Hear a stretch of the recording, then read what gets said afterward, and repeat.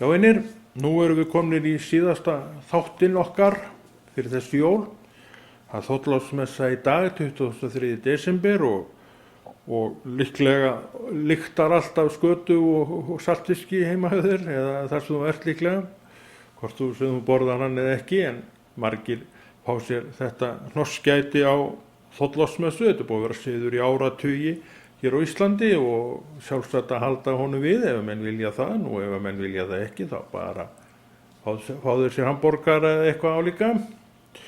En það breytir ekki því að jólin eru það bil að sigla í höfn og skipin, sjómennirnir okkar, eru allir að koma í seinasta lagi inn í dag. Þeir eiga að vera komnir inn á Þorláksmessu og eiga svo frí allavega fram yfir jól. Ég veit nú ekki hvort áramótin eru þar inni, en það er allavega jólin og sum skip stoppar enda fram yfir áramót. En þetta er góður siður, gott að fá sjómennina heim og þeir geta notið velvildar fjölskyldna sinna og átt stund með þeim. Oft þegar menn voru á sjó jólin, ég var nú sjálfur mörg jól og sjó og það er nú ekkert laust við það, maður hugsaði nú svolítið stíft heim og jafnvel ennþá meira hjá þeim sem áttu börn heima og svo framvegis. Þannig að þetta hafa nú verið bara hið besta mál að fá þetta inn í dæmið.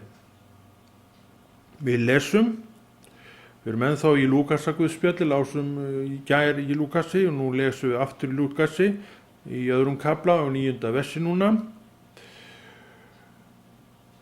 Já, þetta er sama við lásum í gær, eitthvað skólast til hérna hjá mig. Já, við sleppum því þá bara.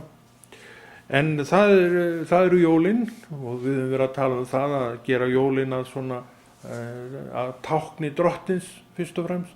Segja við drottin að ég elska þig drottin, ég vil að þú sért hjá mér og með mér og í mér, ég vil að þú leiðbeinir mér, ég vil að þú undirstrykir þessa daga framundan að þetta snýst allt um þig, að það varst þú sem komst sem frelsari, fæddi þessi lítið barn en síðan vannstu allt þitt verk sem þurftir og endaður á krossinum eins og áætlanir drottins gerðu ráð fyrir og það gerði mig hólpinn og fyrir það vil ég þakka þér drottin. Svona getum við öll talað, svona getum við öll heiðrað okkar yndislega og frábæra frelsara sem vann verk sem engin annar hafði áhuga fyrir að vinna en hann gerði mig gleði vegna þess að hann elskaði þig nógu mikið.